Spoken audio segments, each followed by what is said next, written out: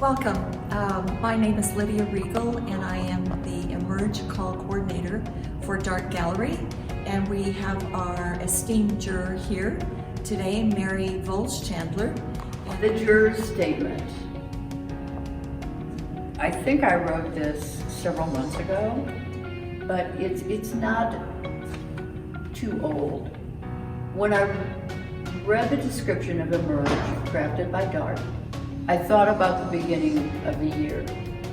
2020 seemed so bright, and in January it appeared the world would be open for anything.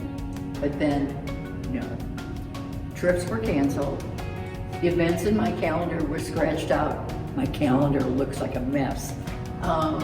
Being able to go to the grocery store or taking a walk seemed like an adventure.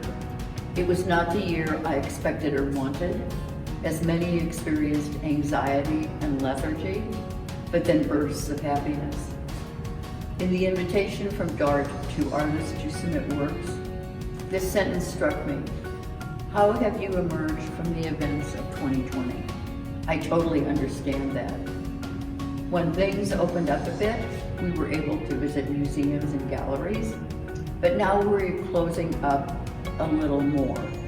And as I scrolled through the more than 500 images for Emerge, over and over again, I felt restored. I applaud that so many artists had put their work out there to also experience some reality. Some works in Emerge are serene, some feel turbulent, and some look to the future. Many thanks to the artists, and I really mean this, who submitted their works for this exhibition. And congratulations to those who are telling the story of Emerge. I am honored to be part of this project. So thank you to all the artists who submitted these pieces.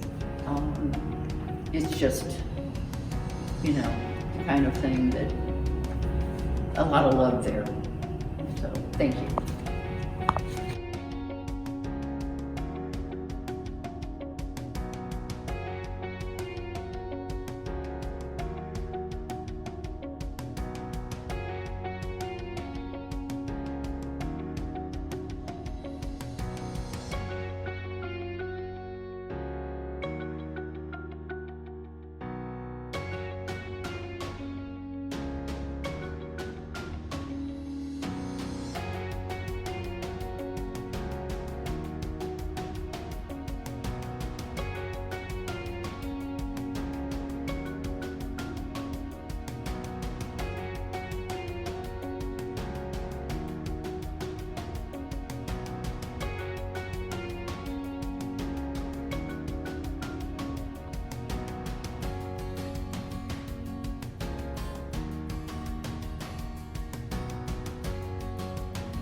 So this piece is titled Denver Redlining.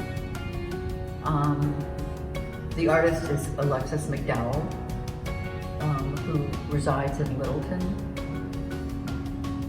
And she says, redlining maps are what made me aware that the rights and freedoms that should be available to all are not available to all. The words laid over are just a few of the results of what these maps have caused. And it's hard to sort of fit Emerge here, except as more and more people learn about redlining. I learned about it a long time ago in college, and a social justice professor. And emerging is dealing with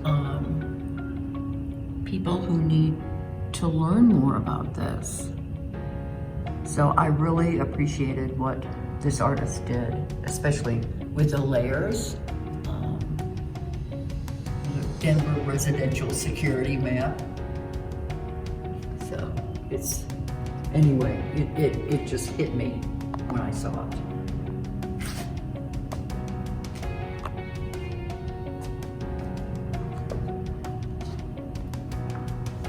Piece is titled Tranquility. Rebecca Beach is the artist, and she resides in Windsor, Colorado.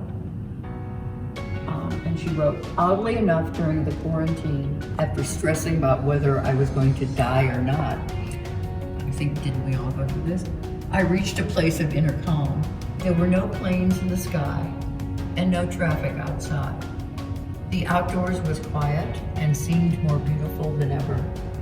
It was a quiet unlike any other that I've experienced. And there's something about this piece that really is tranquil. The 3 stars up there. It's a beautiful piece, and I really admire it. So, thank you.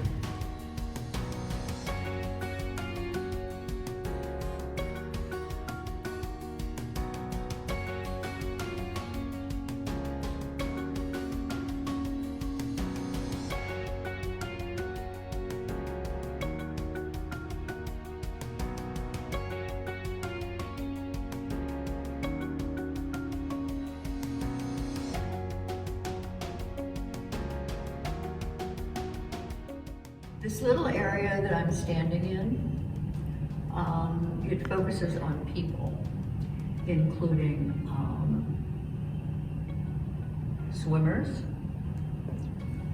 a very interesting silhouette in one part of this piece, and this woman walking down the street or the beach or a sidewalk. I think it's at a beach.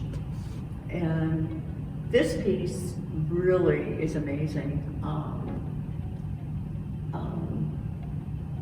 Florence Alfano McEwen, dive bended arm, part of a series of dives, reliving the experience of being underwater and metaphorically equating that with a time of COVID, distorting time and space. And this artist lives in Green River, Wyoming. I saw that online and went, whoa, okay. And then this is another one that just, you know, you see this person, but then it sort of fades away. So I like this little corner a lot.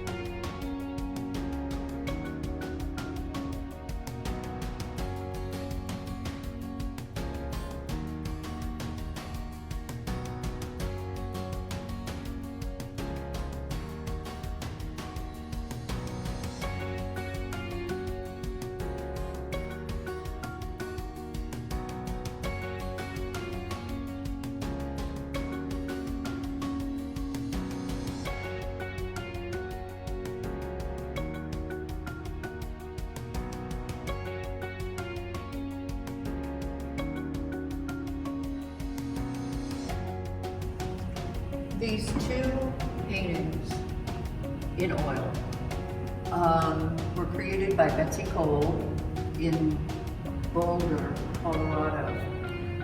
The title covers both of them, Crisis and Peace. And Ms. Cole wrote, "We're living in a time of chaos.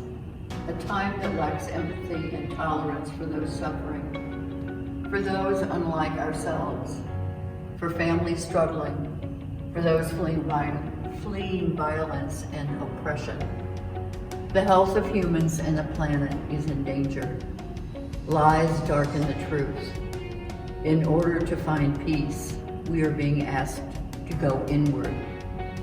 It is a time to listen to our hearts, to reaffirm goodness, to respect our fellows, and to strengthen our compassion."